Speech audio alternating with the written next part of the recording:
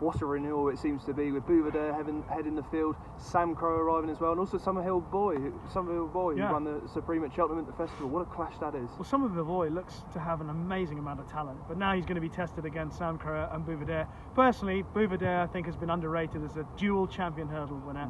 I don't think he was at his best last season, and I don't think he got enough credit for winning despite not being at his best, which you can understand.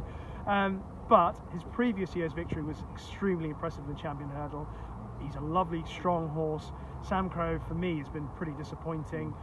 I know he fell at the end of last season, but even in that race, it didn't look to me like he was moving through that race as the good thing that everyone thought he was.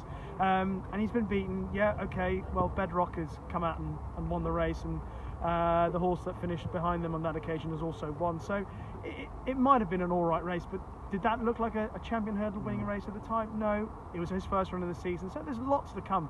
Surely he's going to get better. I'm sure that Gordon Elliott is a top trainer, obviously. He's going to get him better than that. But if I have to pick a horse for that race right now, it would be Buveur D'Air. It's proven, and I think he might take some stopping.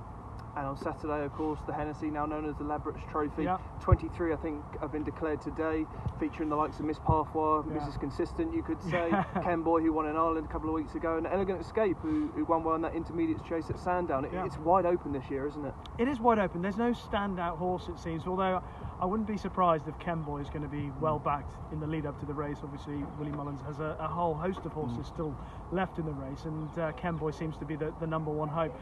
But I have a soft spot for Miss Parfois.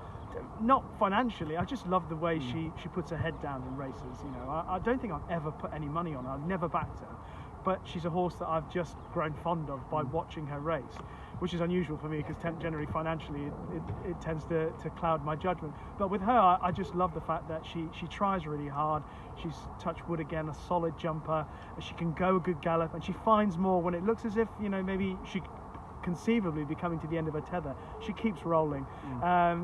She's not got a lot of weight to carry. Presumably the horse is near the top end. I know Thistlecrack's still in it, so if he comes out, then obviously that changes things a little bit. But she's got a nice lightweight. They'll go a decent gallop. She's a decent jumper, and I'd like to see her go close. So I might have a little tickle on her. Might also throw a few quid at Black Corton, who I think will be suited by the way the race is run. And I'd love to see him get into a good rhythm. And if he does, you know, of course, he's a Grade 1 winner. We remember him winning here last year at the Boxing Day Kempton meeting. I think he could run well. So those would be the two that I'll be backing in the Ladbrokes Trophy as it is now. I think I'm with you on both of those. Just finally, Rishi, I know you spoke about those two performers hopefully this Saturday, but the rest of the season, with the season now heating up, with the Tingle Creek of course coming up as well, can we have a hurdler and a chaser to follow for the rest of the season building up to Cheltenham? Hurdler to follow, well, one, I put her up in a couple of places and she's already won a couple of times this season, including here at Kempton. Then she came out and won a Wincanton. That's Verdana Blue. And then she got beaten in a funny race in the Great Wood.